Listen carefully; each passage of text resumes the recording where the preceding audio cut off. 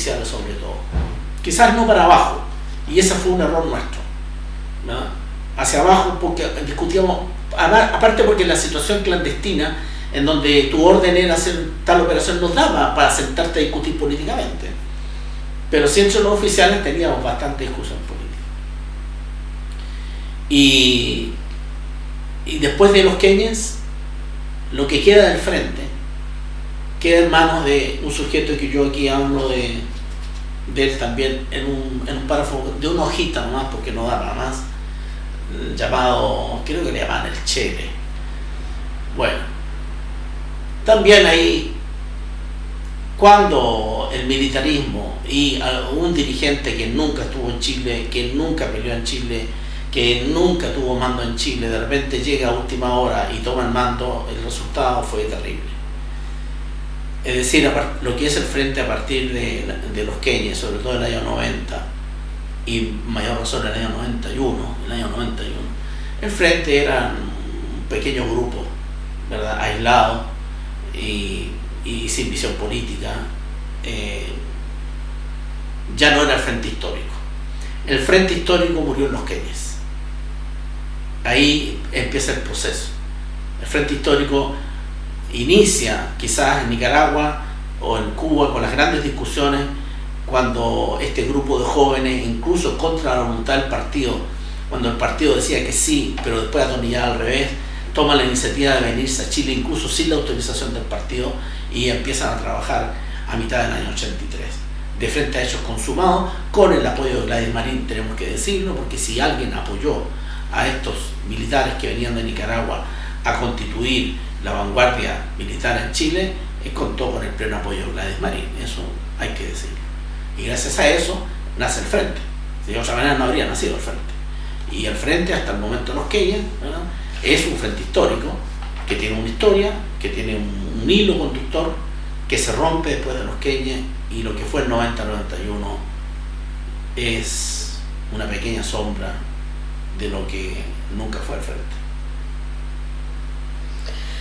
Ricardo, ¿cómo podemos entender su tránsito, que fue de la política dura y militante, al camino actual, que para muchos pareciera raro, por así decirlo? Parto prácticamente el libro contando aquello, es decir, los seres humanos no somos máquinas, y yo tenía una vida antes del frente, y tuve mucha vida antes del frente, y seguí teniendo mucha vida después del frente. Es decir, mis 3 años y medio como oficial del frente son importantes, pero no definen mi existencia. E internamente yo tengo una cuestión pendiente desde muy niño, que solamente alrededor de los 18 años vine a darme cuenta que se llamaba camino espiritual, que yo instintivamente siempre supe que no era una cuestión de religión, porque de hecho yo no entro a ser parte de ninguna religión, pero que sí era una cuestión que se explicaba a través de textos de carácter espiritual, budista al inicio, mucho, taoístas posteriormente, I Ching, Lao Tse, Tao Te Ching, ¿verdad? Y finalmente, para culminar, en una visión del cristianismo distinta de Cristo, no del cristianismo, crítica al cristianismo, pero reivindicativa del Cristo, que se llama lo crístico, que me hizo mucho eco en relación con todo lo que yo había entendido de mi vivencia, de mis inquietudes, de mis temas no resueltos, con lo que había entendido en el budismo, en el taoísmo, etc. De ese conjunto, cuando... yo salgo de Chile en el año 88, mi segundo exilio. Vuelvo al trabajo internacionalista como periodista, trabajo para los palestinos, ¿no? En este libro doy a conocer el nombre de una de las personas con las cuales me encuentro varias veces y que luego tuvo un rol importante. Pueden verlo acá en el libro, buscar su nombre y saber de quién hablo. Y finalmente, justamente el trabajo con los palestinos me trae de vuelta a América Latina. Y pasamos momentos muy álgidos. Digamos una cosa, el trabajo internacionalista, a diferencia de una militancia política en un país concreto, es un trabajo riesgoso, porque estás con fuerzas mucho más poderosas que un simple partido. No son Piñera. Es decir, te encuentras con el Mossad israelí, te encuentras con el MI6 de Inglaterra, te encuentras con la CIA. Es decir, el trabajo internacionalista que está ligado sobre todo a los palestinos, requiere de una muy buena preparación y los riesgos son muy altos.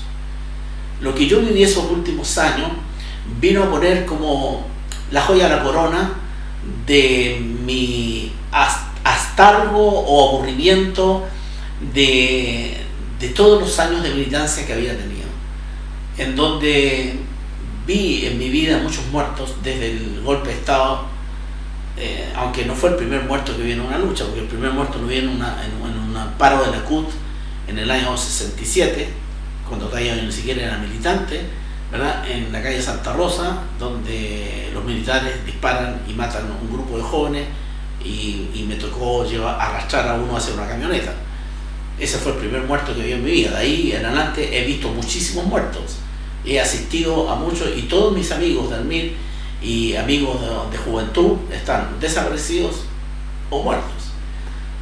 Y la gran mayoría de mis referentes en el frente están muertos. Es decir, sé de muertes y muertes dolorosas, muertes cercanas. Y eso significa de que hubo un momento en que yo dije, ¿hasta cuándo?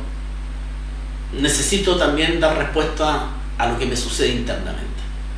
Entonces ahí en el año 90 doy un corte a mi vida, un corte, y porque no podía hacerlo paulatina ni gradualmente, simplemente dejé todo tirado y me recluyo en una abadía budista en Paraguay, y desde ahí en adelante vuelvo a Chile en abril del 91 a enseñar el antiguo libro chino I Ching, y a través de eso comienza todo un periplo que me tiene actualmente trabajando en distintos grupos, iniciativas críticas de sabiduría, etc.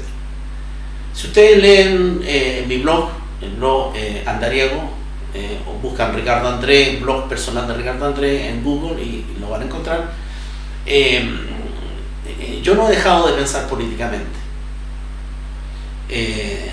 Yo no he traicionado los ideales centrales de que me mueven siempre: justicia, libertad. Todavía me sigo enojando mucho con las injusticias y con los abusos. Tengo claro cuál es mi postura, pero también tengo claro de que tengo que tener una visión distinta en cómo resolver las contradicciones. Obviamente que tengo una postura crítica a la violencia. Yo me he hecho esta pregunta. Yo hoy día tengo una postura muy crítica hacia la violencia, porque creo que en democracia la violencia ya está presente, pero generalmente de parte del Estado, los poderosos. De que hay otras formas que tiene el pueblo, por ejemplo, esa gran manifestación de casi 4 millones de personas en todo el país, ¿no? Fue en la que pegó el golpe a los cimientos de la casta política. Si ese tipo de manifestaciones se repitieran una vez al mes, yo les aseguro que en 6 meses tenemos constitución nueva, sin tirar una piedra. Si aquí hubiese resistencia, si hubiese desobediencia civil, por ejemplo, todos nos salimos de la AFP, todos boicoteamos los planes del ISAPRE. Si hubiese disciplina civil, nosotros podríamos hacer caer este sistema, sin disparar un tiro, sin romper un vidrio. Yo creo en ese tipo de combate, tía. Yo no he renunciado a eso. Ahora, si me dicen, si aquí viene una dictadura como la que tuvimos en Chile, o peor de la que tuvimos en Chile, entonces, es que uno se adecúa a la realidad. Si yo viviese una situación como esa, primero trataría de que nunca eso sucediese. Y si eso sucediese, ¿verdad? Y si sucede que, por el hecho de, como hacíamos nosotros cuando yo estaba en la sociedad de escritores, de pararte en la esquina a recitar un poema, te llegaba un balazo, o ir a un café literario y eso estaba la CNI y te llevaban a todos presos. O sea, si fuese tal la envergadura de la represión, en donde no queda otra posibilidad que enfrentarnos en su mismo plano, seguiría considerando que la violencia es lo peor que te puede suceder. Entonces, tomar las armas en caso de una dictadura como aquella o peor que aquella eliminaría completamente los factores militaristas, y pondría la política por sobre cualquier aspecto militar. Y una política sólida, concisa, precisa, bien guiada, con comandantes y oficiales políticamente bien preparados. Porque eso es la única posibilidad que tienes, que de frente a una situación como los nazis o como los fascistas en Italia, como hicieron los partisanos, como hicieron los maquis. Los partisanos no eran fanáticos, los partisanos no eran militaristas, eran políticos con armas. Los maquis nunca fueron extremistas, eran políticos con armas, de frente a dictaduras tan cruentas como aquellas. Yo no tengo problema en ser un político con armas si hay una tiranía como la que vivieron ellos o como la que nosotros vivimos acá, pero en donde la política siempre tiene que estar a la cabeza. Y en democracia no caben las armas. Dejémosela a los que demuestran que no aman la democracia. En democracia, la gente, el pueblo, la masa, tiene muchas formas de hacer caer un Estado injusto. Y no por las armas. Porque es fácil. Con las armas tú tiras tiros. Cualquiera tira tiro. Cualquiera puede tomar una pistola y tirar tiro. Pero la desobediencia civil, la movilización constante, controlada y dirigida, como se hace en Europa, ¿qué es lo que permite? ¿Qué es lo que necesita? Primero, una buena dirigencia política. Segundo, una disciplina al interno del movimiento de masa. Objetivos políticos claros. Conciencia de que si vas a romper un vidrio y eso va a significar que aparecen todas las noticias y va a opacar las manifestaciones y vas a servir al juego publicitario de tu enemigo, entonces tú no rompes la vitrina. Porque hay un cálculo político en romper o no romper una vitrina. ¿Para qué rompo una vitrina si políticamente es inconveniente? ¿Voy a votar yo a un gobierno, a un mal gobierno, saqueando un supermercado cuando no hay condiciones de dictadura o de tiranía como las que sí tuvimos nosotros en Chile y en donde nosotros sí favorecíamos, por ejemplo, desocupar un supermercado de gente que estaba muerta de hambre, literalmente muerta de hambre? Son situaciones muy distintas. La decisión de tomar un supermercado con la fuerza son condiciones políticas. Por tanto, la discusión no es violencia sí, violencia no, supermercado sí, supermercado no. Es lo mismo bajo la dictadura que es lo mismo en democracia. Todos son terroristas. No, ese es el juego. Ese juego es un juego muy maquiavélico. ¿Cuándo? ¿Cómo? Hoy día, no. Bajo dictadura, según condiciones, durante el tiempo que exigen esas condiciones y siempre bajo conducción política. De eso culmina el libro de esa manera también. Hay dos reflexiones finales que apuntan hacia allá. Y en ese sentido podemos tener diferencias, podemos tener discrepancias, pero en ningún caso estamos en veredas opuestas. Y en ese sentido los cambios son buenos porque nos dan proyección.